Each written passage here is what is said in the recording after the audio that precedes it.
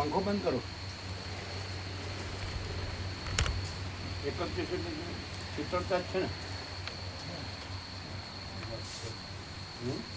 મચ્છર તો ખૂબ હોય આવે ને જાય બધું સુધરી ગયું.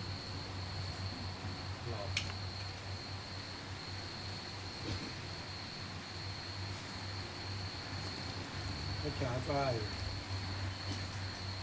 Election card.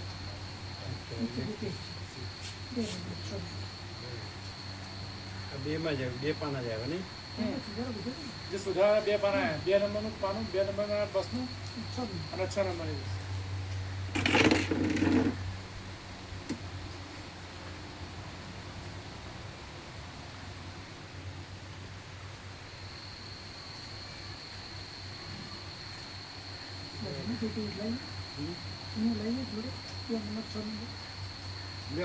એમને આપી દો. હા કોને આપવાનું?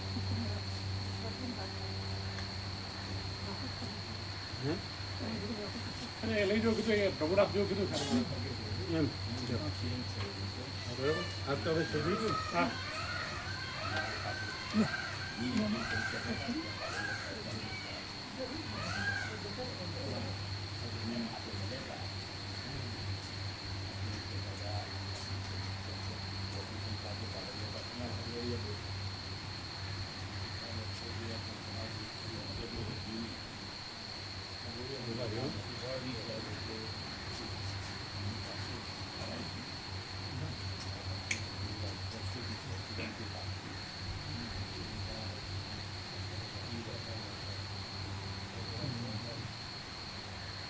બે પાના સુધારણો કમ્પ્લીટ ફાઇનલ થઈ ગયું. બાકીનું બધું છે એમ જ.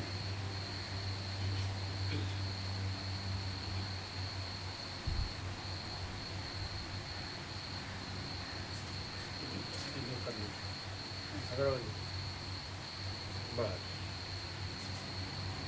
એટલે વ્યવસ્થિત મૂકજો. આવ્યા સુધારીને આવ્યું છે એટલે પેલા 4 પાના સાથે આ 2 પાના મૂકી દો એટલે 6 પાના થઈ ગયા ફૂલ. છેલ્લું સુધરી ગયું આજ સુધીનું.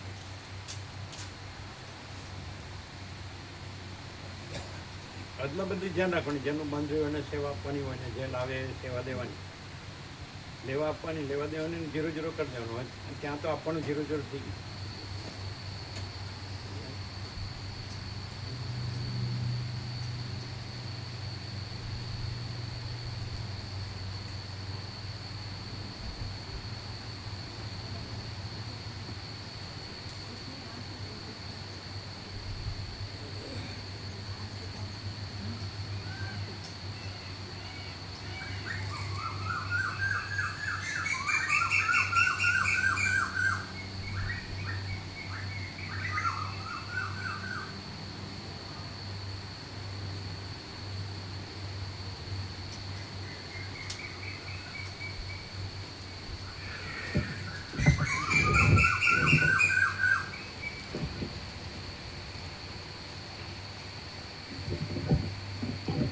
ઓમ ઓમ બરાબર. જય માં એનું પ્રભુ શું કીધું?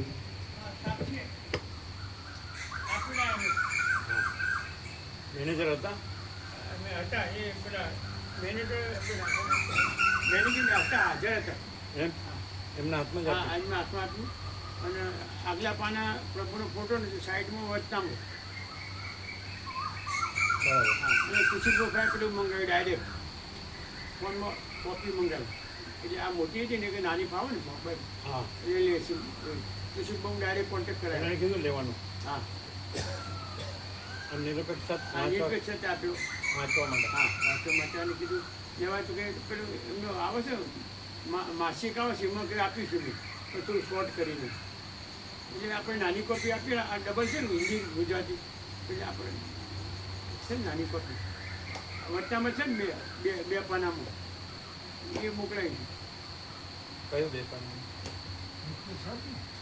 નિરપેક્ષ છતનું છે ને આ બહાર નહીં આપણે ભરાવી બે પાનામાં છે.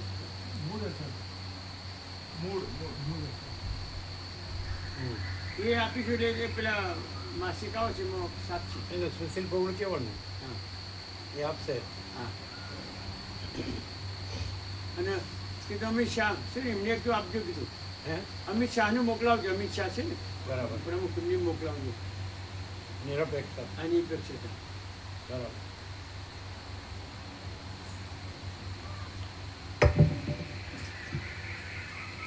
ઓમ ઓમ બરાબર છે.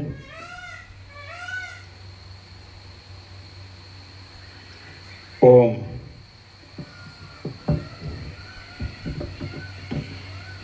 ઓમ ઓમ બરાબર છે.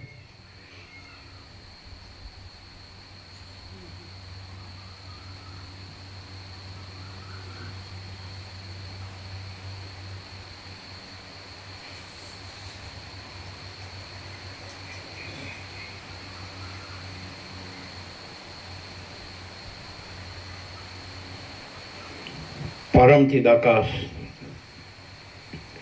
પરમ જ્યોતિ, અખંડ જ્યોતિ,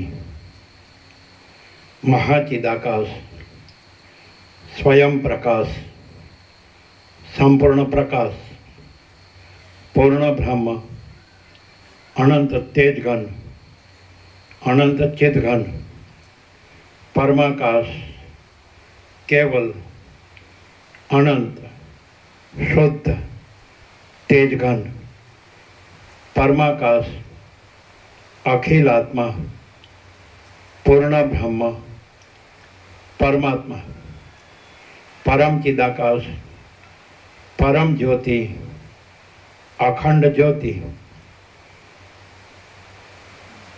અનંત, પૂર્ણ, પરમ ચિદાકાશ, પરમ શાંતિ, स्वयं सिद्ध, स्वयं प्रकाश, स्वयं पूर्ण, स्वस्वरूप, यही सब कुछ है, इसके सिवा कुछ नहीं है। शून्यभास, अनंत कोटि, महाकल्पो है ही नहीं।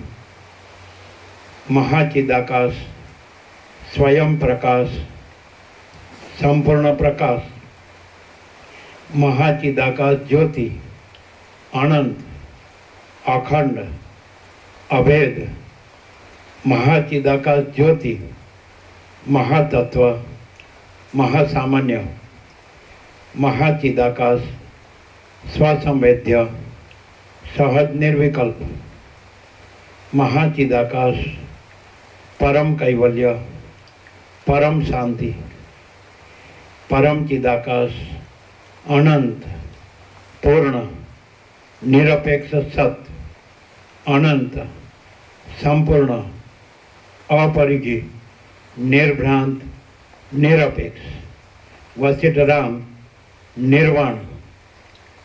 राउंड 39मो राउंड.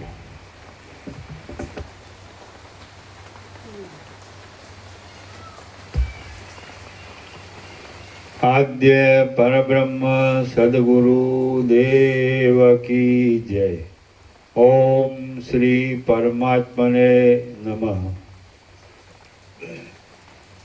સદગ્રંથોમાં શિરોમણી શ્રી યોગ વાસિષ્ઠ મહારામાયણ નિર્વાણ પ્રકરણ ઉત્તરાર્ધ સર્ગ 18મો પેજ નંબર 1189 પેજ નંબર 1189 સર્ગ 18મો જેટલા જીવ તેટલા જગત.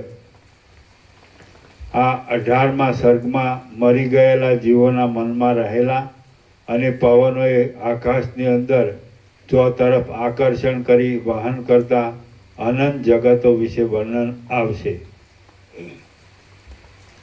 વશિષ્ઠ બોલ્યા, જો કે પામર પુરુષો મન બુદ્ધિ અહંકાર આદિ સહિત સર્વ દેહાદિનો નાશ થઈ જવો એ મરણ છે એમ માને છે ખરા, પરંતુ એવું મરણ તો થતું જ નથી. એટલે એક પ્રારબ્ધનો ક્ષય થતાં તે વિશેનો સંકલ્પ ખસી જઈ વળી બીજા પ્રારબ્ધને અનુકૂળ પોતાના સંકલ્પનું તે પ્રારબ્ધનો ક્ષય થતાં સુધી દ્રઢ થઈ બેસવું તે જ મરણ એવા નામથી કહેવાય છે.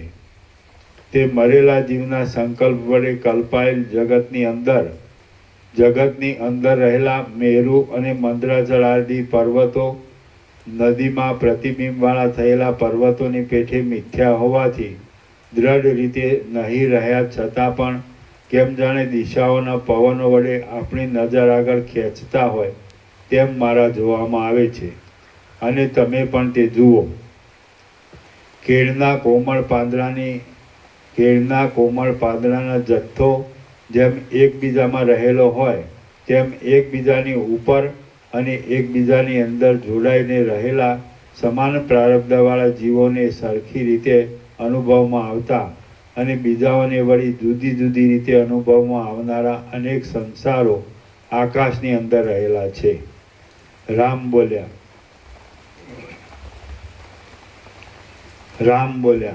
હે મુનિશ્રેષ્ઠ વશિષ્ઠજી, મેરુ મંદરાચળ આદિ કેમ જાણે આકાશની અંદર આપણી નજર આગળ પવનોથી ખેંચાતા હોય તેમ દેખાય છે ઇત્યાદિ આપે કહ્યું, પણ આ સઘળા ઉપરના આપના વાક્યના અર્થને બરાબર રીતે હું કાંઈ પણ સમજી શકતો નથી.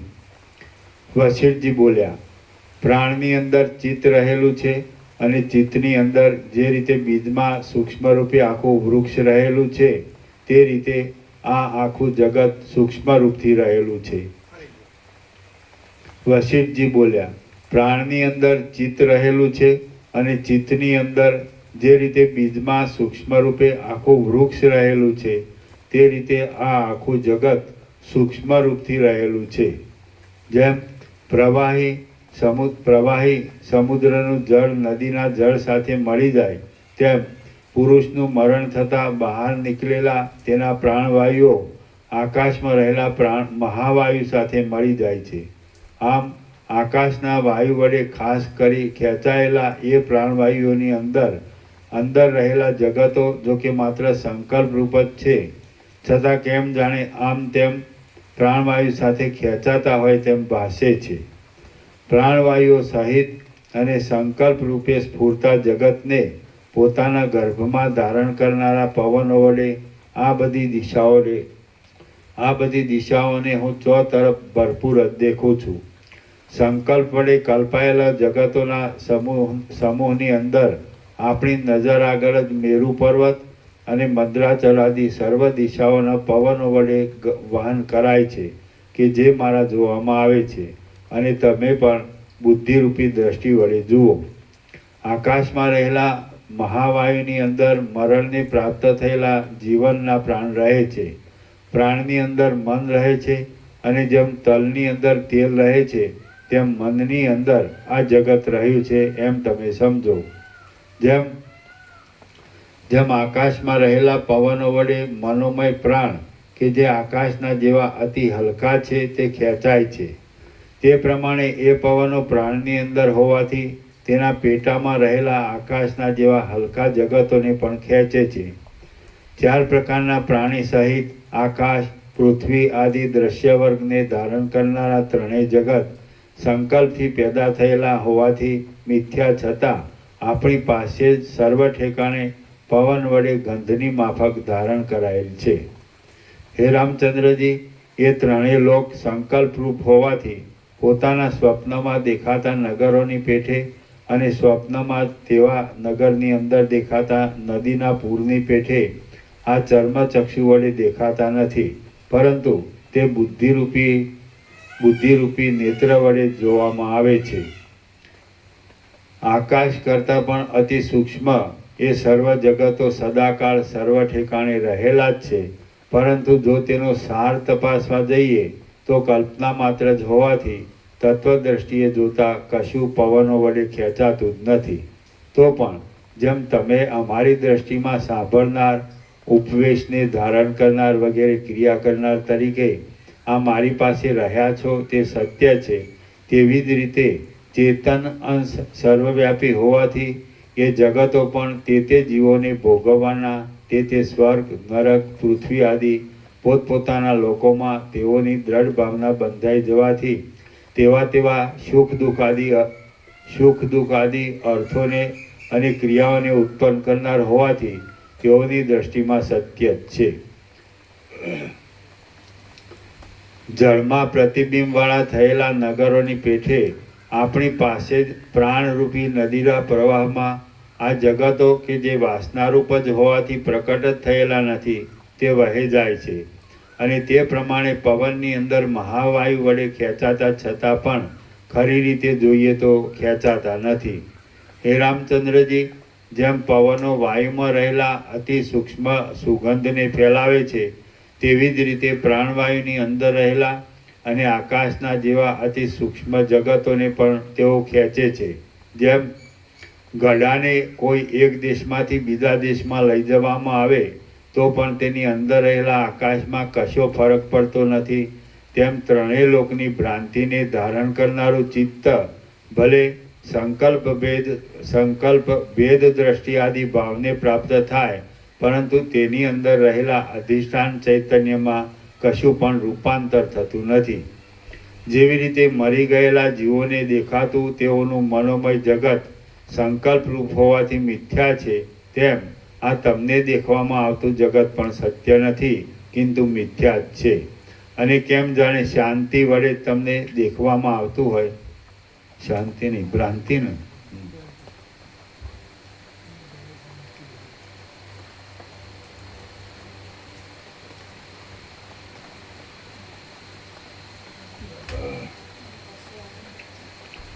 તેમાં તમને દેખવામાં આવતું જગત પણ સત્ય નથી, કિંતુ મિથ્યા જ છે. અને કેમ જાણે ભ્રાંતિ વડે તમને દેખવામાં આવતું હોય તેમ થઈ રહેલ છે. વાસ્તવિક રીતે વિચાર કરીએ તો એ ભ્રાંતિનો નાશ કે ઉદય એ બેમાંથી એકે નથી. એ જગતરૂપ ભ્રાંતિ પણ તત્વદ્રષ્ટિએ કેવળ બ્રહ્મરૂપ જ છે. જગત તથા તે સંબંધી ભ્રાંતિ એ બંને ઉત્પન્ન થયેલ નથી, અને કદાચિત ઉત્પન્ન થયેલ હોય તથા તે પવનોએ વહન કરાતું હોય તો પણ પવનોએ કરેલું આ પૃથ્વીનું ભ્રમણ પરિવર્તન આદિ છતાં પણ આપણે આ પૃથ્વીમાં રહેલા હોવાની વહાણમાં બેઠેલા પુરુષને તેની અંદર જેમ વહાણની ગતિની ખબર પડતી નથી, તેવી રીતે આપણને પણ તે વિશેની કશી ખબર પડતી નથી. જેમ પોતાના અંગને લાગી રહેલા વહાણમાં થયા કરતું ગતિરૂપ ભ્રમણ તે વહાણની અંદર રહેલા અને વહાણની સાથે એકરૂપ થઈ ગયેલા ખીલાઓને જણાતું નથી, તેમ આપણા અંગ સાથે સંબંધ રાખનારી આ પૃથ્વીનું ભ્રમણ આપણે કે જે પૃથ્વીમાં રહેલા છીએ અને પાર્થિવ શરીરવાળા છીએ તેના લક્ષમાં આવતું નથી. જેમ યોજન પર્યંત વિસ્તારવાળું કોઈ એક મહાવિશાળ ઘર હલકા નાના એક વૃક્ષના થાંભલામાં પણ ચિત્ર રચનામાં ચતુર કોઈ કારીગરની બુદ્ધિ વડે ટૂંકામાં ચિત્રરૂપે ગોઠવાયાથી અનુભવમાં આવે છે, તે પ્રમાણે સૂક્ષ્મ પરમાણુની અંદર પણ આ મહાવિશાળ જગત બુદ્ધિની કલ્પના વડે અનુભવમાં આવે છે. પરમાણુ આદિ પદાર્થમાં જગત આદિ મોટા પદાર્થો દેખાતા હોવાથી એ પરમાણુ જ અતિ મોટો હશે એમ શંકા લાવવાની નથી, પરંતુ મનના અજ્ઞાનનું કે હલકાઈનું એ મહાત્મ જ છે. જેમ રત્નોના ખજાનામાં પેઠેલી ધનના સંબંધ વિનાની ઉંદરડીઓ રત્નોને બહુ જ ન માનતા પોતાના હાથમાં સમાઈ શકે તેટલું ધાન્ય દૈવયોગથી મળી જાય તો તેને બહુ માને છે. અને બાળકો અતિ મૂલ્યવાળા આભૂષણો કે જે પોતાને નિત્ય પહેરવામાં આવે છે તેને બહુ ન માનતા મૃગ પક્ષીના આકારે બનાવેલ માટીના રમકડાને જ બહુ માને છે. તેવી રીતે હલકા ચિત્તવાળો અજ્ઞાની મનુષ્ય પણ થોડી વસ્તુને પણ અતિ મોટી માની લે છે. અજ્ઞાનના આવરણવાળા જીવ ચૈતન્યને જે આ જગતરૂપી ભ્રમ જોવામાં આવે છે તેનું સ્વરૂપ વસ્તુતઃ જોઈએ તો સાવ મિથ્યા જ છે. છતાં પણ કેવળ જીવતા પ્રાણીઓને માટે જ આ મનુષ્યલોક છે. મરી ગયેલા જીવોને માટે વળી બીજા લોકો છે અને તેમાં ધર્મ અધર્મ આદિના ફળો પણ ભોગવવા પડે છે. ઇત્યાદિ સઘળું અતિ વિશાળ સ્વરૂપને ધારણ કરનાર ચિત્તની એક જાતની સંકલ્પરૂપી ભાવના જ છે.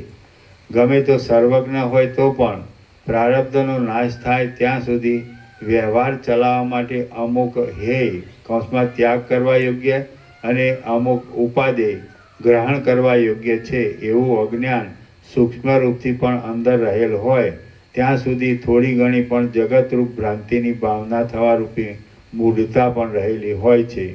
જેમ ચૈતન્યવાળા હાથ પગ આદિ અવયવવાળો પુરુષ હાથ પગ આદિને પોતાના અવયવ રૂપ સમજે છે તેમ સમષ્ટિ જીવ હિરણ્યગર્ભ પણ પોતાની અંદર જ વ્યાપી રહેલા આ ત્રણેય લોકને પોતાના અવયવ રૂપે સમજે છે. હે પ્રિય રામચંદ્રજી, માયારૂપી ઉપાધિવાળા ઈશ્વર તો જ્ઞાન સ્વરૂપ પરમ ચિદાકાશ રૂપ અનંત અને જન્મ નાશ આદિ વિકાર માત્રથી રહિત આકાશના જેવું અસંગ પોતાનું જે સ્વરૂપ છે તેમાં માયાના સંબંધથી અવયવ રૂપે કલ્પાયેલા આ સર્વ લોકોને પોતે સમજે છે.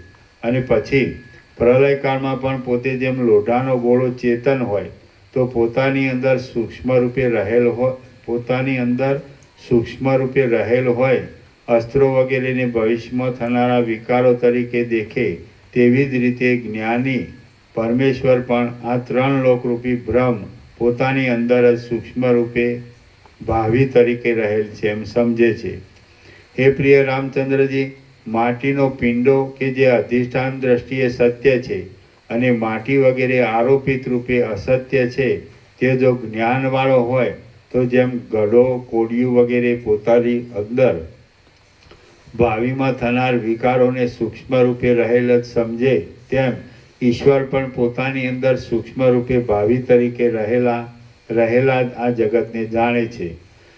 જેવી રીતે અંકુર કે જે જળ બીજ અને માટી આદિના યોગથી ચેતન ધર્મવાળો છે અને મૂળભૂત મૃતિકા સ્વરૂપે જડતાવાળો છે તે જો જ્ઞાન સંપન્ન હોય તો પોતાના દેહમાં વૃક્ષના નામરૂપથી રહિત એવા વૃક્ષપણાને માની લે. તે રીતે ઈશ્વર કે જે પોતે માયારૂપ ઉપાધિ વિના જોઈએ તો બ્રહ્મરૂપ જ છે તે આ ત્રણેય લોકને પોતાની અંદર ઉપાધિના યોગે નામરૂપવાળા છતાં નામરૂપથી રહિતપણે રહેલા દેખે છે.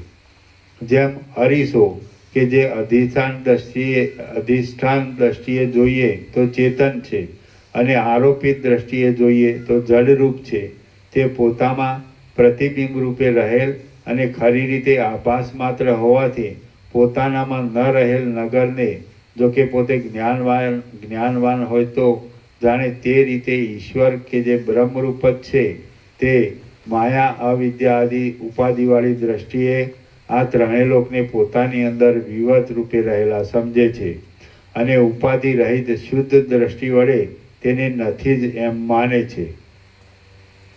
ત્રણેય લોક દેશ કાળ ક્રિયા અને દ્રવ્ય માત્ર જ છે અને અહંકાર પણ તે સંબંધી અભિમાન રૂપ હોવાથી એ બંનેનો કૌંસમાં અહંકારનો અને જગતનો સમાન સ્વભાવ હોવાને લીધે કશો ભેદ સિદ્ધ થતો નથી. માટીનો પિંડ, લોઢાનો પિંડ આદિ કલ્પિત ઉપનામોથી જે મારા તરફથી અને શ્રુતિ આદિ તરફથી ઉપદેશ કરવામાં આવે છે. શ્રુતિ એટલે સાંદોગ્ય આદિ ઉપનિષદમાં મૃત પિંડ આદિ દ્રષ્ટાંતો છે અને શ્રુતિ આદિ તરફથી ઉપદેશ કરવામાં આવે છે તેમાં દ્રષ્ટાંતના એક ભાગની સાથે જ ઉપમેય મળતું આવે છે એમ સમજવાનું છે. જે કાંઈ જળ ચેતન સ્વરૂપ આ જગત દેખાય છે તે સર્વ બ્રહ્મ ભાવરૂપી પોતાની અતિ સૂક્ષ્મતાને નહીં છોડનાર જીવ ચૈતન્યનું વિવર્ત રૂપે દેખાતું એક જાતનું સ્થૂળ રૂપ છે. અધિષ્ઠાન દ્રષ્ટિ વડે વિવર્ત રૂપે દેખાતા જીવ જગત આદિ સર્વ સંકલ્પ માત્રનો ત્યાગ થતાં શુદ્ધ આત્મપ્રકાશનો અનુભવ કરાવનારા પરમ પદમાં નિસંગ અને ઘટ્ટ થઈ રહેલા પથ્થરના અંદરના ભાગની પેઠે જીવ જગત આદિનો કશો પણ ભેદ રહેતો નથી. અજ્ઞાની જીવ જે દેશમાં જેવી રીતે જ્યારે અને જે પ્રકારે વિકલ્પરૂપ અંશને કલ્પે છે તે વિકલ્પ અનુસાર તેનું સાક્ષી ચૈતન્ય તેવા વિવર્ત રૂપે થઈ જાય છે. મન પોતે સ્વભાવે જડ હોવાથી જેમ આકાશની અંદર અંકુર થવો સંભવતો નથી તેમ તેની અંદર સંકલ્પ થવો સંભવતો નથી. અને જડ ચિત્તમાં ચેતન તત્વની સત્તા વડે વિચિત્ર સંકલ્પો થવાનું સામર્થ્ય રહેલું છે. માટે સર્વ કલ્પનાનું મૂળ અધિષ્ઠાનરૂપ ચેતન તત્વ જ છે અને તેનો જ આ સઘળો વિવર્ત છે. અજ્ઞાની જીવના ચિત્તમાં જે કૌંસમાં જીવ જગત આદિ ભાવરૂપી વિકલ્પોની વિચિત્ર શોભા ઉદય પામે તે સર્વ ચિદાકાશના અનંતપણાને લીધે અને સર્વવ્યાપીપણાને લીધે ચેતન સત્તાનો વિવર્ત જ હોવાથી સત્ય નથી. જેવી રીતે અજ્ઞાની મનુષ્યની દ્રષ્ટિમાં જીવ જગત આદિ ભાવરૂપી વિકલ્પો ઉદય પામે છે તેવી રીતે એ નિર્વિકાર શુદ્ધ તત્વનું વાસ્તવ સ્વરૂપ જાણવામાં આવી ગયા પછી તે કશું ઉદય પામેલું જણાતું જ નથી. અને ચિદાકાશના સર્વવ્યાપીપણાથી તથા અનંતપણાથી અમુક માપેલી કલ્પનાનો તેમાં ટકાવત ન થઈ શકતા તે સાવ મિથ્યા જ લાગે છે. સર્વ સંકલ્પની કલ્પનાઓ મિથ્યા છતાં સત્ય જેવી ભાસે છે. આ વાત તો નાના બાળક સુધી નિર્વિવાદ જ છે. જેમ કે સ્વપ્ન આદિમાં પોતાની અંદર સત્યપણે અનુભવમાં આવેલો પદાર્થ પછી જાગી જતા કોઈને શું મળે છે કે નથી જ મળતો. જાગ્રત અને સ્વપ્ન અવસ્થા કે જે સંકલ્પમય છે તે અને સુષુપ્તિ અવસ્થા કે જે વાસના માત્ર જ સંસ્કાર રૂપે જેમાં શેષ રહેલી હોય એવી છે તે તથા જીવ કે જે એ સર્વમાં ચૈતન્ય રૂપે પ્રતિબિંબવાળો થઈ રહેલો અને એ સર્વનો ભોગતા તે છે. આ ત્રણેય પદાર્થો સત્ય કુટસ્થ ચૈતન્ય પોતાના સ્વરૂપની અંદર ચિત્રની પેઠે આલેખેલા છે. આવો ચિત્રના જેવો દેખાતો આ સંસાર સાવ અસત્ય છતાં અધિષ્ઠાન સત્તાને લીધે સત્યના જેવો અનુભવમાં આવે છે. પરંતુ તે જીવ કે જે પોતે અસત્ય છે તેને જ અનુભવમાં આવવાથી અને અધિષ્ઠાન ચૈતન્ય કે જે ખરી રીતે સત્ય છે તેને આરોપિત સંસારની સત્તાનો સ્પર્શ જ નહીં લાગવાથી એ સંસાર મિથ્યા જ છે. અધિષ્ઠાન ચૈતન્યના નીચેટા છે. જેમ સ્વપ્નમાં ચિત્રમાં અને પ્રતિબિંબમાં દેખાતા ગોળાઓ સ્વપ્નના ચિત્રના અને પ્રતિબિંબના સવારો કે જે અસત્ય છે તેના જે વાહનરૂપ થાય છે, બાકી સત્ય પુરુષના વાહન તરીકે તે થઈ શકતા નથી. તેમાં અસત્ય સંસાર પણ અસત્ય જીવોને સત્ય જણાય છે, બાકી અધિષ્ઠાન ચૈતન્યને તે સાથે કશું લાગતું ઓળખતું નથી.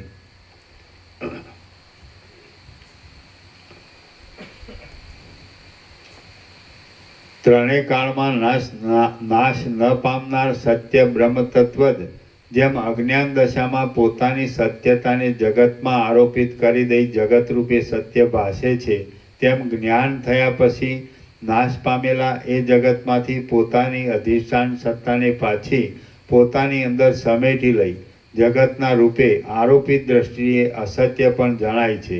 એ પરમ તત્વનું જ્ઞાન થયાથી સૂક્ષ્મ દેહ સહિત એકમાત્ર પોતાનું અજ્ઞાન જ દૂર થઈ જાય એટલે પૂર્ણપણા રૂપી વિકાસને પ્રાપ્ત થયેલો પોતાનો આત્મા જ નિત્ય મુક્ત અને પરબ્રહ્મ રૂપ છે એમ સમજાય છે.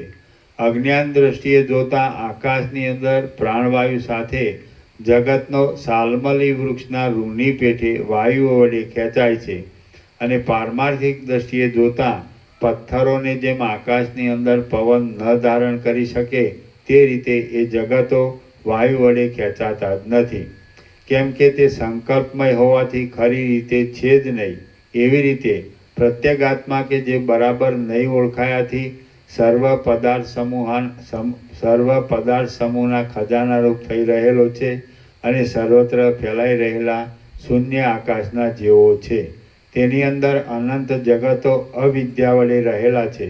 તેમાંના કેટલાક જીવોના પ્રારબ્ધની સમાનતાને લીધે જાગ્રત અવસ્થામાં તથા એક જ બ્રહ્માંડમાં પરસ્પર મળતા આવે છે અને બીજા કેટલાક જીવોના પ્રારબ્ધની વિચિત્રતાને લીધે બીજા બ્રહ્માંડો તેમને સ્વપ્નમાં પરસ્પર મળતા પણ આવતા નથી. એ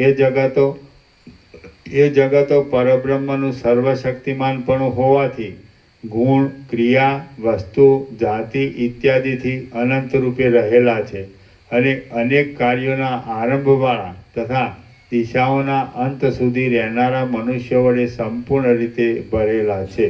છતાં તે ચપળ જળની અંદર પ્રતિબિંબ રૂપે રહેલા નગરની પેઠે ક્ષણભંગુર તથા પોતાની અંદર સર્વ સામાન વડે ભરપૂર દેખાતા મોટા ગંધર્વ નગરોના જેવા જોવા માત્ર જ છે. જગતો કે જે ચૈતન્યરૂપ સમુદ્રના તરંગોના જેવા વિવર્ત રૂપે દેખાય છે તેઓ અધિષ્ઠાન સત્તાને લીધે ટકી રહે છે, તો પણ ભાવ વિકારોવાળા હોવાથી ક્ષણભંગુર છે અને જાગ્રત અવસ્થામાં ઇન્દ્રિયોના ધર્મો થવાથી ઇન્દ્રિયોવાળા ભાસે છે. પરંતુ તત્વદ્રષ્ટિએ જોતા કશી મનુષ્ય આદિ વ્યક્તિ જ તેમાં ન હોવાથી તે સર્વથી રહિત છે તથા આત્મજ્યોતિ વડે જો કે તેઓ પ્રકાશવાળા છે તો પણ ચારે બાજુ અવિદ્યારૂપ અંધકાર વડે તેઓ વીંટાઈ રહેલા છે.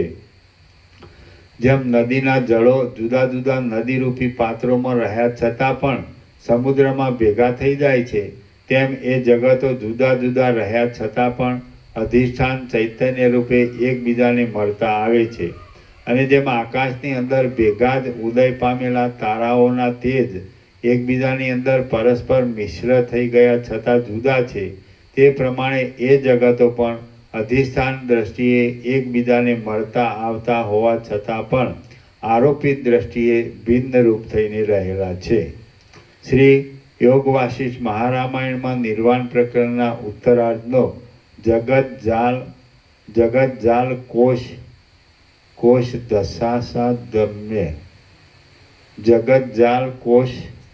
દશાસાદ્રમ્ય યોગોપદેશ નામનો સર્ગ 18મો સમાપ્ત.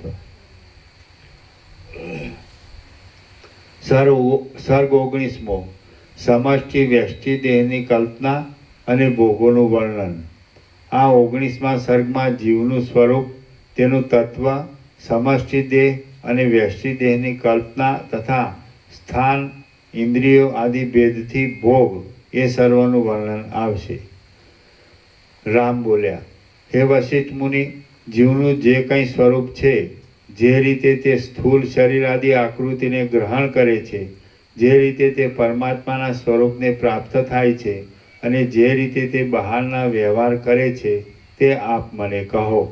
વશિષ્ઠ બોલ્યા, બ્રહ્મ અનંત ચિદાકાશ રૂપે જ છે.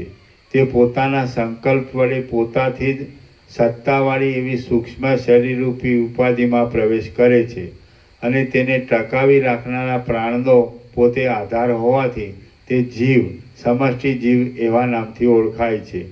પોતે ચેતનરૂપ છે તેમજ ચક્ષુ આદિ ઇન્દ્રિય દ્વારા સર્વ દ્રશ્ય વર્ગને જણાવનાર છે, તેથી તેને ચિદ્રૂપ એવું બીજું નામરૂપ પણ આપવામાં આવે છે. એ સમષ્ટિ જીવનું વાસ્તવ સ્વરૂપ જોઈએ તો તે પરમાણુ રૂપ પણ નથી, સ્થૂળ રૂપ પણ નથી અને સાવ શૂન્ય એવા આકાશ રૂપ પણ નથી. વળી તે આકાશની અંદર રહેલા કોઈ પણ પદાર્થ રૂપ નથી.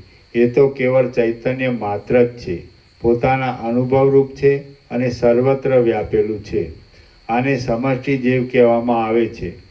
અતિ અણુ પદાર્થના કરતાં પણ તે અતિ અણુ છે અને અતિ સ્થૂળ પદાર્થના કરતાં પણ તે અતિ સ્થૂળ છે. ખરી રીતે તે દ્રશ્ય વર્ગમાં કશારૂપ નથી, છતાં સર્વરૂપે થઈ રહેલ છે. તત્વજ્ઞ પુરુષો તેને સમષ્ટિ જીવ રૂપે સમજે છે. એ સમષ્ટિ જીવ જે પદાર્થનું જાતિ, ગુણ, આકૃતિ આદિ જે કંઈ અસાધારણ રૂપ છે તે રૂપે તે પદાર્થની અંદર રહેલ છે. વારંવાર તેનો તે પદાર્થ જોવામાં આવતા છતાં તેની તે જ આકૃતિ આદિનું ભાન પ્રતીતિ થવાથી કેમ જાણે પોતે તે રૂપે થઈ ગયેલ હોય તેવી રીતે તે ભાસે છે, એમ તમે સમજો. હે રામચંદ્રજી, એ સમષ્ટિ જીવ પોતાના સત્ય સંકલ્પણાને લીધે જ્યાં જેવી કલ્પના કરે છે ત્યાં તેવી જ રીતે થઈ જાય છે અને સર્વના અનુભવમાં આવે છે. જેમ પવનમાં ચલન શક્તિ રહેલી છે તેમ સમષ્ટિ જીવમાં આ વિચિત્ર ચેતનાત્મક સૃષ્ટિ રહેલી છે અને સૃષ્ટિ માત્ર પોતાના અનુભવથી સિદ્ધ અને સ્વાભાવિક છે. હવે બાળકને હાવની બીક બતાવતા તેને તે વાતોના સંસ્કાર લાગી જાય છે, પરંતુ સમષ્ટિ જીવની આ કથા તેવી ઉપદેશ સાધ્ય નથી. તે તો સ્વયં સિદ્ધ છે. આથી અમે તેનો ઉપદેશ કરતા નથી. પવન ચલન શક્તિથી રહિત થઈ જાય તો તે પોતે પોતાના શુદ્ધ સ્વરૂપમાં જ રહે છે અને ચલન શક્તિ તેના સ્વરૂપમાં કલ્પાયેલી છે એમ સમજાય છે. તે જ પ્રમાણે જીવ પણ બહારના અને અંદરના પદાર્થો સંબંધી સંકલ્પ માત્રથી રહિત થઈ જાય છે તો તે પોતે પોતાના શુદ્ધ સ્વરૂપમાં રહી બ્રહ્મ ભાવરૂપી પરમ ગતિને પ્રાપ્ત થાય છે અને જીવભાવ તો તેમાં કલ્પાયેલો જ છે એમ સમજાય છે. સમષ્ટિ જીવ બ્રહ્મ તત્વમાં એક રસ રૂપે રહેલ છે. તે પોતામાં સમષ્ટિ અહંકારને કલ્પી લે છે અને પોતાના સર્વશક્તિમાનપણાથી દેશ, કાળ, ક્રિયા તથા દ્રવ્ય સંબંધી વિચિત્ર પ્રકારની શક્તિઓ પ્રકટ કરે છે. આ રીતે તે સર્વજ્ઞ અને સર્વશક્તિમાન એવા રુદ્ર નામથી ઓળખાય છે. પછી એ સમષ્ટિ જીવ દેશ, કાળ, ક્રિયા અને દ્રવ્યોના સૂક્ષ્મ સંસ્કાર રૂપે કંઈક પ્રકટ થવાથી પ્રતીતિમાં આવેલા સ્થૂળપણાથી સારી રીતે પ્રકટ ન થયાથી અસ્ફુટ રૂપે રહેલા અસત્ય છતાં સત્યની પેઠે ઘણા વિસ્તારવાળી અને ખરી રીતે પરબ્રહ્મ સ્વરૂપવાળા છતાં મિથ્યા આકારને ધારણ કરી રહેલા સમષ્ટિ ચિત્તને પોતાની અંદર કલ્પી લે છે. તે વિષ્ણુ નામથી કહેવાય છે. પછી એ સમષ્ટિ ચિત્ત વડે મનરૂપી સમષ્ટિના અભિમાની દેવ ચંદ્રમાની અંદર પોતાના સાક્ષી સ્વરૂપને અમૃત કળા રૂપે રહેલ દેખે છે. અર્થાત મનરૂપી સમષ્ટિનું અભિમાનપણું ધારણ કરે છે અને જેમ સ્વપ્નમાં કોઈ મનુષ્ય પોતાના મરણનો મિથ્યા રીતે અનુભવ કરે છે તેમ તે પોતાની અંદર મિથ્યા રૂપે તેને અનુભવે છે. સ્વપ્નની અંદર કોઈ મનુષ્ય પોતે સિંહ આદિ રૂપે બની જઈ પોતાના હાથ પગ આદિ અવયવોને કેમ જાણે બીજી તરેના થઈ ગયેલા હોય તેમ માને છે. તે જ પ્રમાણે સર્વના મૂળ રૂપ એ પરમ તત્વ પણ પોતાના સ્વરૂપને સમષ્ટિ ચિત્ત રૂપે સમજે છે. પછી તેને મનરૂપી સમષ્ટિમાં અભિમાન થાય છે. એટલે તે પોતાનું ચેતન સત્તારૂપ એવું ખરું સ્વરૂપ ભૂલી જાય છે અને પોતાનામાં વિરાટ રૂપ સ્થૂળ ભાવની કલ્પના કરી લઈ તે રૂપ જ પોતે બની જાય છે. આ વિરાટ મનરૂપી સમષ્ટિના અભિમાની દેવ ચંદ્રમા વડે સ્થૂળ ભાવવાળું કલ્પાયેલ છે. આમ પંચીકરણથી વિરાટ રૂપ થઈ જઈ તે પોતાનામાં સ્થૂળ ભાવની ભાવના વડે વિસ્તાર પામે છે.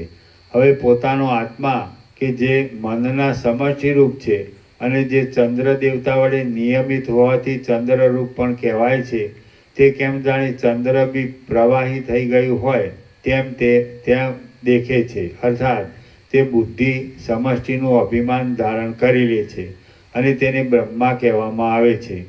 આમ તે વિરાટ દેહના ભોગને માટે તેને આત્મા મનરૂપી સમષ્ટિના અભિમાની ચંદ્રબિંબરૂપ થઈ રહેલ છે અને તેની અંદર સૂર્ય, દિશા, જળ, વાયુ અને પૃથ્વી એ પાંચેય ઇન્દ્રિયોરૂપી અવયવોને કાકતાલીયની પેટે ભિન્ન ભિન્ન રૂપે ઉદય પામેલા તે અનુભવે છે.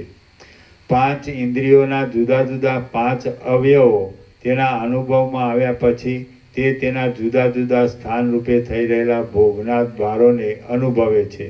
એ સૂર્ય આદિ 5 અવયવવાળો વિરાટ પુરુષ 5 સૂર્ય આદિ ઇન્દ્રિયોના સ્થાનરૂપ અવયવ વડે 5 વિષયનો અનુભવ કરતા વિશેષતાએ શોભે છે. એ વિરાટ પુરુષ મનના અનંત વિકલ્પોને લીધે અનંત આકારવાળો થઈને રહે છે. તેના એ કાર્યો મિથ્યા છે, તેથી પોતાના કારણમાં જ તે અસ્ફુટપણે રહેલો છે. વસ્તુતઃ અધિષ્ઠાન સત્તા સિવાય તેનું બીજું કાંઈ અધિષ્ઠાન નથી, તેથી તે નિર્વિકાર છે. પરમાત્માથી એ વિરાટ મનોમય રૂપે ઉદય પામેલ છે. વસ્તુતઃ તે આકાશના જેવો સ્વચ્છ, નિર્વિકાર, શાંત, નિત્ય, આનંદરૂપ અને પ્રકાશમય છે. તે પોતે 5 ભૂતવાળો નથી, છતાં કેમ જાણે પંચભૂત રૂપે થઈ રહેલો હોય તેમ જણાય છે. અર્થાત તે મનોમય હોય છતાં પણ સ્વતઃ સિદ્ધ જ્ઞાન, ઐશ્વર્ય અને સર્વશક્તિમાનપણું વગેરેથી સંપન્ન છે. તેથી તે જીવભાવ, ઈશ્વરભાવ આદિને કેમ જાણે પ્રાપ્ત થઈ ગયેલ હોય તેવી રીતે દેખાય છે. એ વિરાટ રૂપ પરમેશ્વર સર્વ પુરુષોની સમષ્ટિ રૂપે એક જ પુરુષ છે. એ પોતે પોતાની જ મેળે ઉદય પામે છે, પોતાની મેળે જ લય પામી જાય છે, પોતાની મેળે જ સર્વત્ર પ્રસરી રહે છે અને પોતાની મેળે જ પાછો સંકોચને પ્રાપ્ત થાય છે. એ વિરાટ પુરુષ પોતાના સંકલ્પ વડે ઉત્પન્ન કરેલ અનેક કલ્પો વડે કે એક ક્ષણ માત્રમાં જ પોતાની ઈચ્છાથી વારંવાર ઉદય પામે છે. આમ વારંવાર ઉદય પામ્યા પછી તે અનેક કલ્પો વડે કે ક્ષણ માત્રમાં જ પોતાની ઈચ્છા અનુસાર લય પણ પામી જાય છે. મનોમય રૂપને ધારણ કરનાર એ વિરાટ સર્વના ઉપાદાન કારણરૂપ ઈશ્વરનો એક જાતનો સ્થૂળ દેહ છે. વ્યષ્ટિભાવે રહેલા સર્વ જીવોનું લિંગ શરીર રૂપે જે પુર્યષ્ટક કહેવાય છે તથા જેના વડે પરલોકમાં જવાય છે તે રૂપ પણ તે થઈ રહેલ છે. તે કીડી આદિ સૂક્ષ્મ દેહમાં સૂક્ષ્મ રૂપે રહેલ છે અને હાથી આદિ સ્થૂળ દેહમાં સ્થૂળ રૂપે થઈ રહેલ છે. જો કે તે સ્ફુટ રીતે જોવામાં આવે છે છતાં તે ખરી રીતે ચિદાકાશ રૂપ જ છે, અવ્યક્ત છે અને અનંત છે. તે સર્વની બહાર અને અંદર સર્વ ઠેકાણે રહેલ છે. પારમાર્થિક દ્રષ્ટિએ જોઈએ તો તે કશારૂપ નથી અને વ્યવહારિક દ્રષ્ટિએ જોતા તે કાંઈક મર્યાદિત રૂપે દેખાય છે. હે રામચંદ્રજી, 5 જ્ઞાનેન્દ્રિય, કર્મેન્દ્રિય સહિત પ્રાણ, મન તથા અહંકાર એ 8 તેના અવયવો છે અને દ્રશ્ય તથા અદ્રશ્ય પ્રપંચ માત્રમાં રસ રૂપે રહેલ છે. એ વિરાટ રૂપે બ્રહ્મ રૂપે થઈને શબ્દ અને અર્થની કલ્પના સાથેના આ વેદો પ્રકટ કર્યા છે. તેણે શાસ્ત્ર સંબંધી સદાચાર આદિની જે મર્યાદા બાંધી છે તે આજ સુધી તેવીની તેવી જ ચાલી આવે છે. સ્વર્ગલોક આદિ ઉર્ધ્વલોક એ વિરાટ પુરુષના મસ્તક રૂપ છે. પૃથ્વી આદિ નીચેના લોક તેના પગના તળિયા રૂપ છે. એ બંનેની વચમાં રહેલ આકાશ પોલાણ એ વિરાટના જઠર રૂપ છે અને આ બ્રહ્માંડ રૂપ મંડપ તેનું શરીર છે. બીજા અનંત લોકો તેના પડખાના અવયવ રૂપ છે. જળ તેના રુધિર રૂપ છે, પર્વતો તેની માંસપેશી રૂપ છે, નદીઓ તેની નિરંતર વહેનારી નાળીઓ રૂપ છે અને સમુદ્રો એ વિરાટ પુરુષના રુધિરને ધારણ કરનારી પેશીઓ રૂપ છે. દ્વીપો એ તેના આંતરડાના ગૂંચળા રૂપ છે.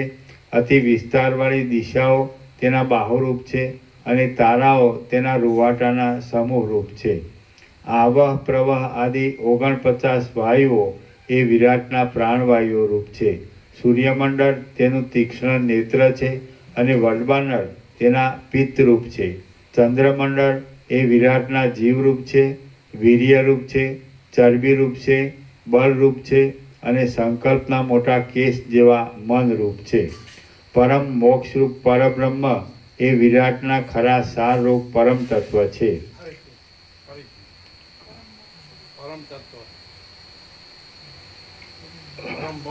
પરમ મોક્ષરૂપ પરબ્રહ્મ એ વિરાટના ખરા સારરૂપ પરમ તત્વ છે. ચંદ્રમંડળ જ શરીરરૂપી વૃક્ષનું મૂળ છે. કર્મરૂપી વૃક્ષનું બીજ છે. સર્વ વિવિધ પ્રકારના ભાવો થવાની જન્મભૂમિ રૂપ અને અન્ન આદિ દ્વારા પોષણ આપવાથી આનંદના કારણરૂપ પણ છે. ચંદ્રમંડળ જ અન્ન આદિ દ્વારા સમષ્ટિ સર્વ પ્રાણી ધારણ કરનાર હોવાથી વિરાટ શરીરમાં જીવરૂપ છે અને અન્નમય એવા વ્યષ્ટિ પ્રત્યેક શરીરના બીજરૂપ છે. તે પ્રાણની સત્તા વડે થનારા સર્વ કાર્યોનું પણ મૂળ રૂપ છે અને વ્યષ્ટિ પ્રત્યેક મનનું પણ તે કારણ છે. એ ચંદ્રમંડળ રૂપી વિરાટ જીવમાંથી જ ત્રણેય લોકમાં જીવો, કર્મો, મન, ભોગ અને મોક્ષ વગેરે સર્વ વિસ્તાર પામે છે. બ્રહ્મા, વિષ્ણુ તથા મહેશાદી દેવતાઓ તેમના શરીરો ચંદ્રમંડળના અમૃતનું જ એક જાતનું પરિણામ હોવાથી ચંદ્રમંડળ રૂપી વિરાટ જીવના સંકલ્પરૂપ છે અને દેવતાઓ, દૈત્યો, પક્ષીઓ તથા બીજા પણ સર્વ પ્રાણીઓ એ વિરાટ જીવના ચિત્તના જ એક જાતના ચમત્કારો છે.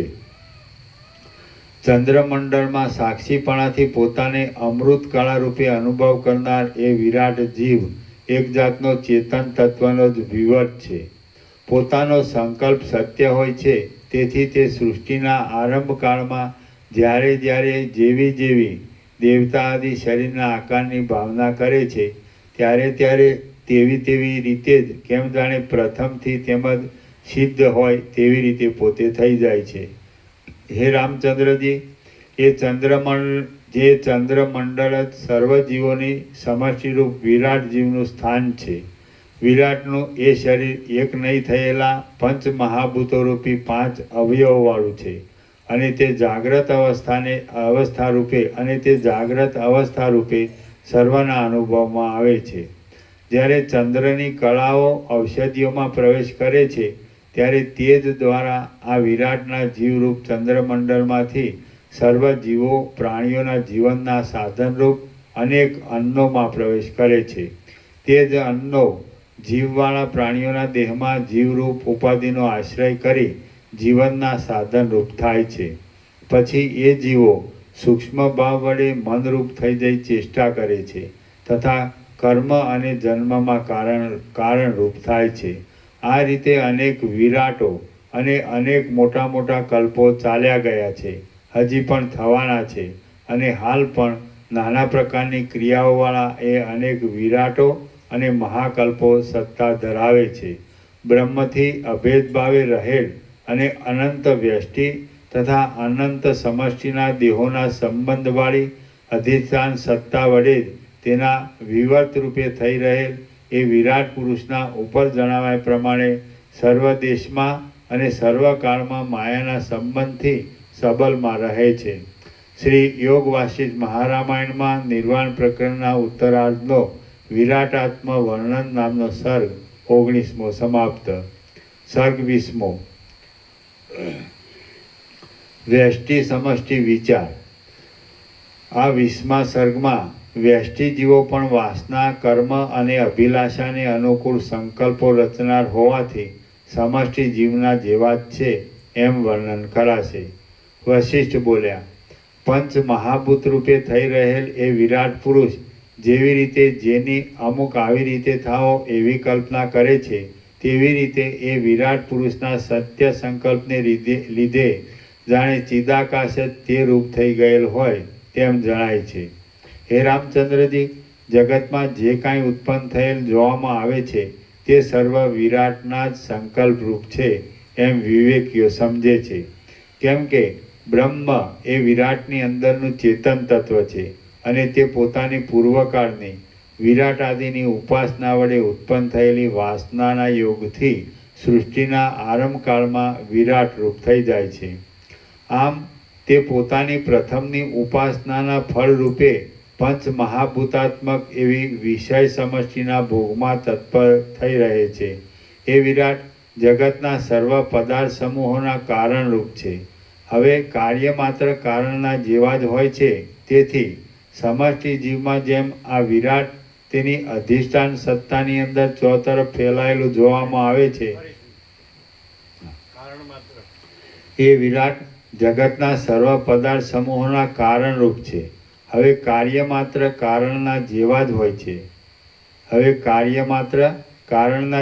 હોય છે.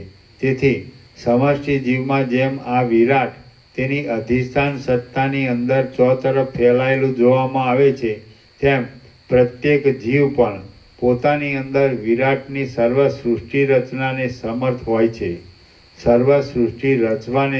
હોય છે. પોતાના મનની કલ્પના પ્રમાણે જ્યારે પોતાનું આત્મચૈતન્ય સ્વપ્ન આદિમાં બાહ્ય અને અંદરના વિષયોને આકારે પ્રસરી જાય છે, ત્યારે વિરાટની પેઠે એ જીવ પણ તે વિષયોને અનુભવે છે. સર્પ વગેરે નીચ યોનિથી લઈ રુદ્ર વગેરે ઉચ્ચ યોનિ સુધી જગતને આકારે એક જાતનો બ્રહ્મ જ ઉદય પામી રહ્યો છે. અને બ્રહ્મ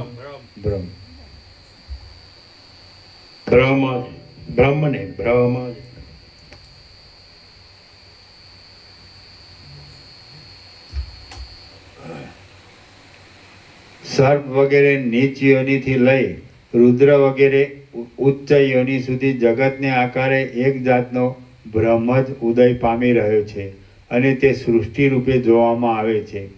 જેમ બીજની અંદર મોટું ઝાડ રહેલું હોય છે, તેમ એ સર્વ તેના આત્મામાં જ વિવર્ત રૂપે રહેલ છે. વળી જેમ એક અણુમાં પર્વતનો વિસ્તાર ભ્રાંતિ વડે જોવામાં આવે છે, તેમ તે ચૈતન્યને વિશે આ મોટું જગત પણ માત્ર ભ્રાંતિ વડે જ જોવામાં આવે છે. સર્પ આદિ નીચ યોનિમાં અને રુદ્ર આદિ ઉચ્ચ યોનિમાં એ વિરાટની સૃષ્ટિ રચવાનું સામર્થ્ય પ્રત્યેક આત્મામાં રહેલું છે, તથા સ્વપ્ન આદિમાં એક પરમાણુની અંદર પણ અનંત આકારે ફેલાયેલો પોતાનો આત્મા સર્વના અનુભવમાં પણ આવે છે. તેથી આ વાત અનુભવથી પણ સાચી લાગે છે. જેવો આ વિરાટ આત્મામાં સઘળો વિસ્તાર રહેલો દેખાય છે, તેવો જ વિસ્તાર નાના દેહવાળા સર્વ ઝીણા જીવોમાં પણ રહેલો છે. બાકી પારમાર્થિક દ્રષ્ટિએ જોતા તે સ્થૂળ કે સૂક્ષ્મ કશું પણ કોઈ જગ્યાએ છે જ નહીં. જેવું ભ્રાંતિ વડે ચિત્ત દ્વારા કલ્પાય છે, તેવું તે જ ઘડીએ અનુભવમાં આવે છે. અથવા તો ચંદ્રમાંથી મન વ્યષ્ટિમન થયું અને મનથી સમષ્ટિ મનથી ચંદ્રમા થયો, વળી વિરાટ જીવમાંથી બીજા જીવો થયા. આ વાત વિચારતા જેમ જળ અને દ્રવ પ્રવાહપણું એ બંનેનું એક જ અંગ છે અને તેઓ જુદા નથી, તેમ સમષ્ટિ અને વ્યષ્ટિ એ બંનેની સત્તા એક જ છે અને તેઓ જુદા નથી. અમૃત બિંદુના જેવો અતિ સૂક્ષ્મ અને અમર એવો જીવ પ્રથમ વીર્ય રૂપે ઉપાધિનો આશ્રય કરે છે.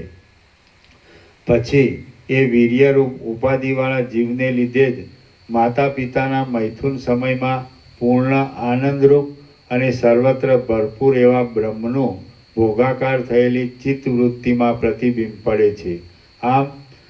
આમ વિષયાનંદ અનુભવમાં આવે છે. વિષયાનંદ બ્રહ્માનંદ રૂપ હોતો નથી, તે તો તેના ભાસરૂપ હોય છે.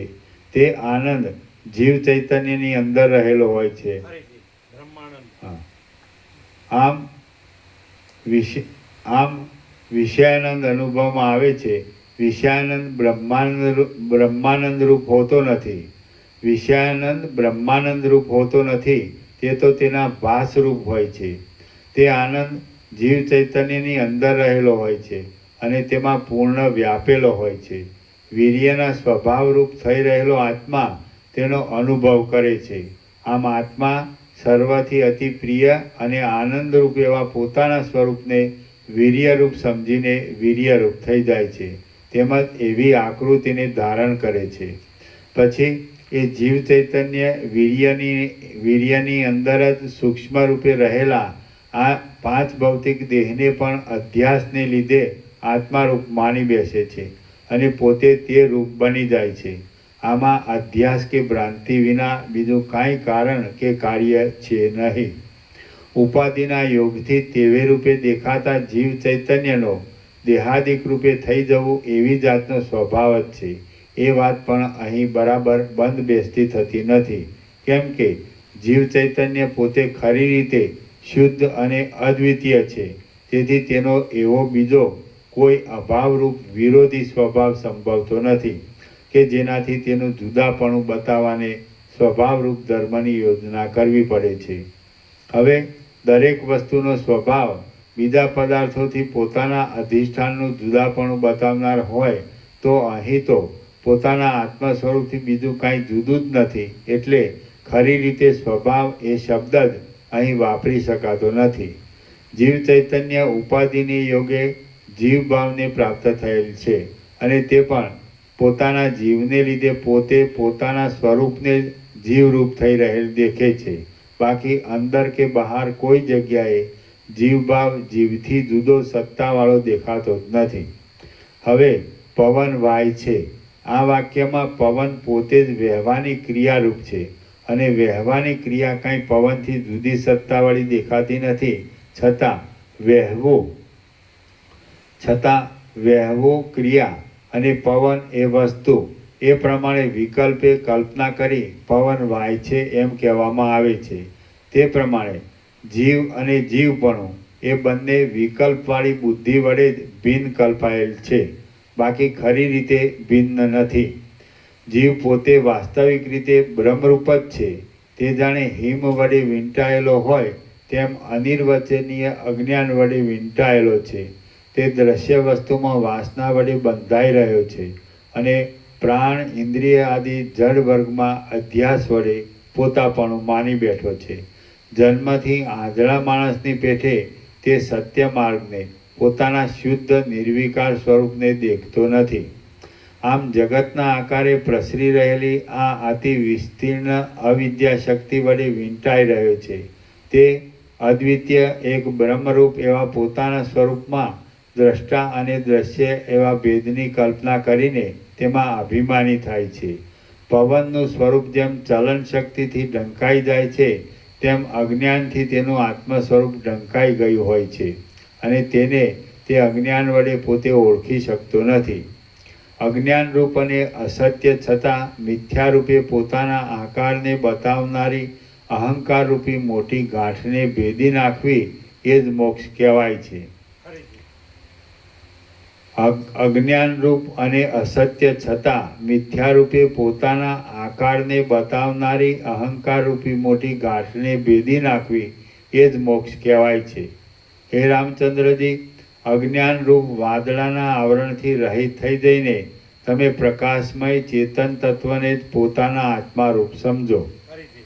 હે રામચંદ્રજી, અજ્ઞાનરૂપ વાદળાના આવરણથી રહિત થઈ જઈને તમે પ્રકાશમય ચેતન તત્વને જ પોતાના આત્મારૂપ સમજો. દેહ આદિના આકારે પરિચ્છિન્ન થઈ રહેલી અહંકારરૂપી ઉપાધિને તમે આત્મારૂપ સમજશો નહીં. દ્રશ્ય વર્ગ, અદ્રશ્ય વર્ગ અને તે બંનેના હેતુરૂપ મૂળ અજ્ઞાન તે સર્વનો તમે જ્ઞાન વડે નાશ કરજો અને અનિર્વચનીય એક આનંદઘન ચિદરૂપે જ સદાકાળ ચોતરફ પૂર્ણપણે ઉદય પામજો. શ્રી યોગ વાસિષ્ઠ મહારામાયણમાં નિર્વાણ પ્રકરણના ઉત્તરાર્ધનો વ્યષ્ટિ સમષ્ટિ વિચાર નામનો સર્ગ 20મો સમાપ્ત. સર્ગ 21મો શુભાશુભ જ્ઞાન બંધુતા. આ 21મા સર્ગમાં અશુભ અને શુભ એવી બે તરહની જ્ઞાન બંધુતા બતાવવામાં આવશે. તેમાંથી શુભ ગ્રહણ કરવા લાયક છે અને અશુભ ત્યાગ કરવા લાયક છે તેના લક્ષણો યત્નથી કહી બતાવાશે. વશિષ્ઠ બોલ્યા, હે રામચંદ્રજી, હંમેશા જ્ઞાની થવું એ યોગ્ય છે, પરંતુ જ્ઞાનબંધુ એટલે કે જ્ઞાનને બહાને સત્કર્મો વિશેની શ્રદ્ધાનો નાશ કરી દઈ ભોગલંપટપણાથી પોતાને અને પરને ખરાબ કર્મોના બંધમાં નાખે તેવું થવું એ યોગ્ય નથી. જે કશું ન જાણતો હોય તેને હજી હું કાંઈક શ્રેષ્ઠ માનું છું, પણ જ્ઞાનબંધુ પણ તો જરા પણ સારું નથી. રામ બોલ્યા, જ્ઞાનબંધુ કોને કહેવો અને જ્ઞાની કોને કહેવો? વળી જ્ઞાનીપણામાં અને જ્ઞાનબંધુપણામાં શું શું ફળ રહેલું છે? વશિષ્ઠ બોલ્યા, જે પુરુષ કારીગર લોકની પેઠે માત્ર પોતાની આજીવિકા ચલાવવા સારું અધ્યયન કરે છે અને કથા દ્વારા આખ્યાન પણ કરે છે, પરંતુ તેના અનુષ્ઠાનમાં એટલે જ્ઞાન થવાના ઉપાયરૂપ સાધન ચતુષ્ટય સંપાદન કરવામાં કે મનન આદિમાં કશો યત્ન કરે નહીં તે જ્ઞાનબંધુ કહેવાય છે. સાધન ચતુષ્ટય એટલે વિવેક, વૈરાગ્ય, સત્સંપત્તિ અને મુમુક્ષુપણું. વશિષ્ઠ બોલ્યા, જે પુરુષ કારીગર લોકની પેઠે માત્ર પોતાની આજીવિકા ચલાવવા સારું અધ્યયન કરે છે અને કથા દ્વારા વ્યાખ્યાન પણ કરે છે, પરંતુ તેના અનુષ્ઠાનમાં એટલે જ્ઞાન થવાના ઉપાયરૂપ સાધન ચતુષ્ટય સંપાદન કરવામાં કે મનન આદિમાં કશો યત્ન કરે નહીં તે જ્ઞાનબંધુ કહેવાય છે. જે પુરુષનો શાસ્ત્રના અભ્યાસ વડે મેળવેલો ઉપરનો શબ્દબોધ ભોગ વ્યવહારોને વિશે વૈરાગ્ય ઉપરામાદિ ફળો વડે સફળ થયેલો દેખાતો નથી, તે પુરુષ બીજાને બોધ આપવારૂપ એક જાતની પોતાની કારીગરી ચતુરાઈ વડે આજીવિકા ચલાવનારો છે ને તે જ્ઞાનબંધુ કહેવાય છે. જે પુરુષો બીજાઓને અધ્યાત્મશાસ્ત્ર સંભળાવી તેમાંથી પ્રાપ્ત થતા અન્ન વસ્ત્ર આદિના લાભથી જ માત્ર સંતોષ પામે છે તથા પોતાની જીવિકા ચલાવવી એ જ જ્ઞાનશાસ્ત્રનું ફળ છે એમ સમજે છે, તેમને જ્ઞાનબંધુ સમજવા. અને તેઓ પોતે જ્ઞાનથી સાવ રહિત હોવા છતાં પોતાની આજીવિકા સારું બીજાને વેદાંત શાસ્ત્રની કથા દ્વારા બોધ કરે છે અને એમ ખાલી ઉપરનો ડોળ બતાવે છે. આથી તેમને નટ આદિના જેવા માત્ર વેશધારી જ ગણવાના છે. આ સર્વ જાતનું જ્ઞાનબંધુપણું અશુભ અને ત્યજવા લાયક કહેવાય છે. વેદમાં બતાવેલા યજ્ઞયાગાદી કર્મોને ધર્મ સમજી જે કરે છે તે પુરુષ જ્ઞાનથી દૂર ન હોવાને લીધે જ્ઞાનબંધુ કહેવાય છે. જ્ઞાનબંધુ એટલે જ્ઞાનબંધુ પદની વ્યુત્પત્તિના બે ભેદ બતાવી ટીકાકારે એક અશુભ અને બીજો શુભ એમ સમર્થન કરેલું છે. જેમ કે જ્ઞાનેન નામ જ્ઞાન વ્યાજેન સ્વપરે ચ અન્વયથ બદ્ધાતી ઇતિ જ્ઞાનબંધુ. જ્ઞાનના મિશથી પોતાને અને પરને અનર્થોની જાળ વડે બાંધી દે તે જ્ઞાનબંધુ અશુભ ગણાય છે. અને બીજી વ્યુત્પત્તિ અવશ્યમ જ્ઞાનેન બધ્યતે ઇતિ જ્ઞાનબંધુ એટલે ચિત્ત શુદ્ધિ થતાં ક્રમે કરી અવશ્ય પોતે જ્ઞાન વડે બંધાઈ જાય છે તે જ્ઞાનબંધુ ઉત્તમ કહેવાય છે.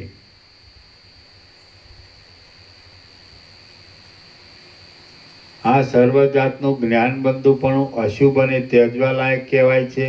વેદમાં બતાવેલા યજ્ઞયાગાદી કર્મોને ધર્મ સમજી જે કરે છે તે પુરુષ જ્ઞાનથી દૂર ન હોવાને લીધે જ્ઞાનબંધુ કહેવાય છે. તે શુભ અને યોગ્ય ગણાય છે. આત્મજ્ઞાન એ જ ખરું જ્ઞાન છે. બાકીના બીજા જે જ્ઞાનો છે તે તો માત્ર જ્ઞાનના આભાસ રૂપ જ છે. કેમ કે બીજા કશા વડે સર્વના સારરૂપ અને જીવ તથા જગતના અધિષ્ઠાન રૂપ પરબ્રહ્મ તત્વનું શુદ્ધ સ્વરૂપ જાણવામાં આવતું જ નથી. જેઓ આત્મજ્ઞાનને મેળવ્યા વિના બીજું કંઈ સહેજ જ્ઞાન મેળવે છે અને પછી કષ્ટ આપનારી અનેક ચેષ્ટાઓ કરીને સંતોષ માને છે તેમને અધમ જ્ઞાનબંધુ જાણવા.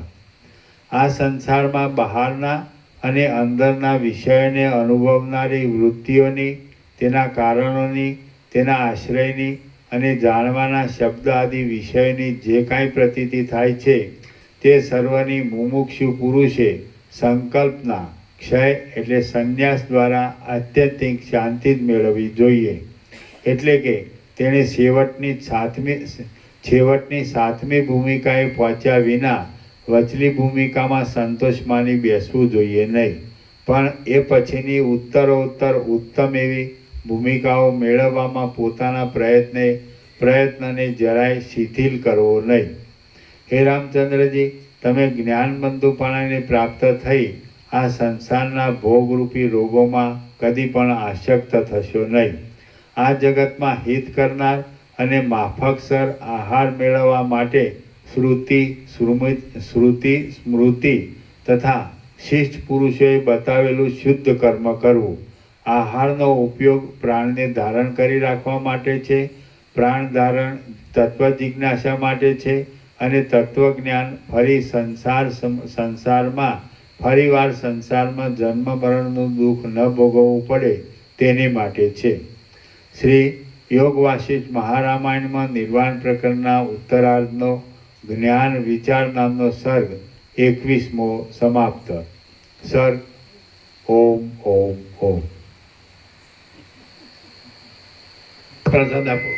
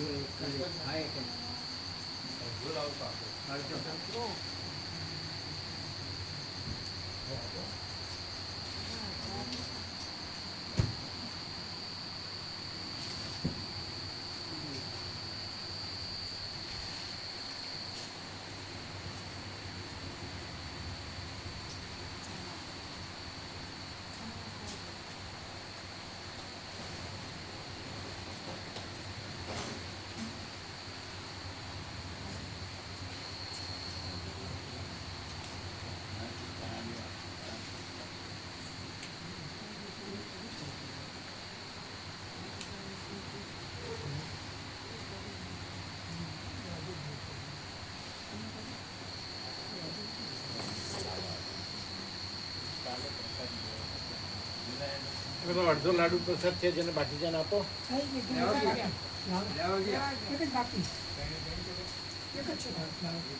જે પેલા સાંજે આવ્યા એમ કાલે નો આવ્યો હોય એને આપો.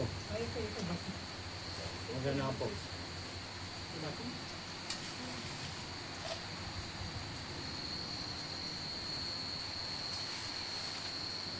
તમે લોકો લેજો.